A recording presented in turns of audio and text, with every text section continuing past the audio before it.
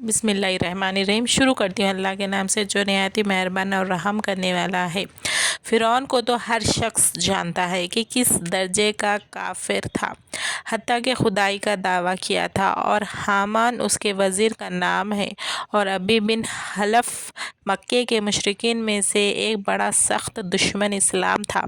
ہجرت سے پہلے نبی کریم صلی اللہ علیہ وسلم سے کہا کرتا تھا کہ میں نے ایک گھوڑا پالا ہے، اس کو سب کچھ کھلاتا ہوں، اس پر سوار ہو کر نعوذ باللہ تم کو قتل کروں گا۔ حضور صلی اللہ علیہ وسلم نے ایک مرتبہ اس سے فرمایا کہ انشاءاللہ میں ہی تجھ کو قتل کروں گا۔ احد کی لڑائی میں حضور صلی اللہ علیہ وسلم کی تلاش میں پھر رہا تھا اور کہتا تھا کہ اگر وہ آج بچ گئے تو میری خیر نہیں۔ چنانچہ حملے کے ارادے سے وہ حضور صلی اللہ علیہ وسلم کے قریب پہنچ گیا۔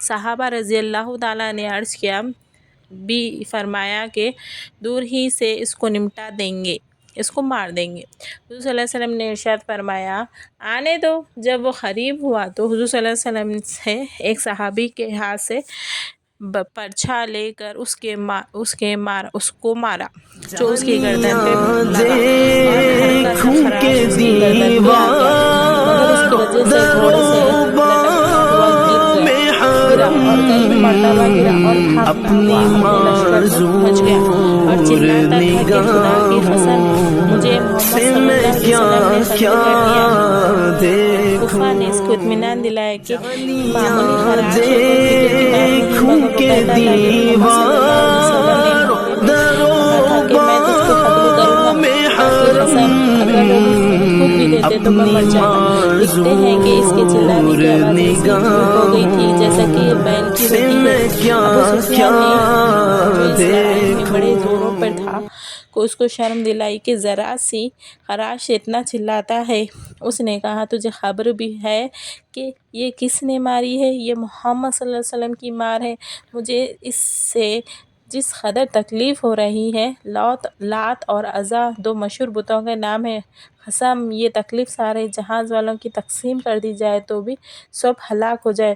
محمد صلی اللہ علیہ وسلم نے مجھ سے مکے میں کہا تھا کہ میں تجھ کو قتل کروں گا، میں نے اسی وقت سمجھ لیا کہ میں ان کے ہاتھ سے ضرور مارا جاؤں گا، میں اس سے چھوٹ نہیں سکتا، میں ان سے نہیں چھوٹ سکتا۔ اگر وہ اس کے کہنے کے بعد بھی مجھ پر تھوک بھی دیتے تو میں اس سے بھی مر جاتا۔ چنانچہ مکہ مکرمہ میں پہنچنے سے ایک دن پہلے ہی وہ راستے میں مر گیا۔ ہم مسلمانوں کے لیے نہایت غیرت اور عبرت کا مقام ہے کہ ایک کافر، پکے کافر اور سخت دشمن کو تو حضور صلی اللہ علیہ وسلم کی ارشادات کا سچا ہونے کا اس قدر یقین تھا کہ وہ اس کو اپنے مارے جانے میں بھی ذرا بھی تردد یا شک نہ تھا، لیکن ہم نے حضور صلی اللہ علیہ وسلم کو نبی ماننے کے باوجود، حضور صلی اللہ علیہ وسلم کی سچا ماننے کے باوجود، حضور صلی اللہ علیہ وسلم کی ارشادات کو یقینی کہنے کے باوجود، حضور صلی اللہ علیہ وسلم کے ساتھ محبت کے دعوے کے باوجود، حضور صلی اللہ علیہ وسلم کی امت پہ ہونے کے فخر کے باوجود ارشادات پر عمل نہیں کرتے، اور جن چیزوں میں حضور صلی اللہ علیہ وسلم نے عذاب بتایا ہے اس میں سے ڈرتے بھی نہیں ہیں، کانپتے بھی نہیں ہیں۔ ہر شخص کے لیے اپنے ہی گریبان میں منہ ڈال کر دیکھنا چاہیے کہ یہ بات کتنی صحیح ہے۔ دوسرا کسی سے کہنے کی ضرورت ہی نہیں کہ ہم کتنے، ہر شخص اپنے ہی گریبان میں منہ ڈال کر دیکھنے کی بات ہے کہ ہم نے فرعون کا راستہ اپنایا ہے یا حضور صلی اللہ علیہ وسلم کا راستہ اپنایا ہے۔ اسی لیے ذرا سوچے اور حشر کی تیاری کرے۔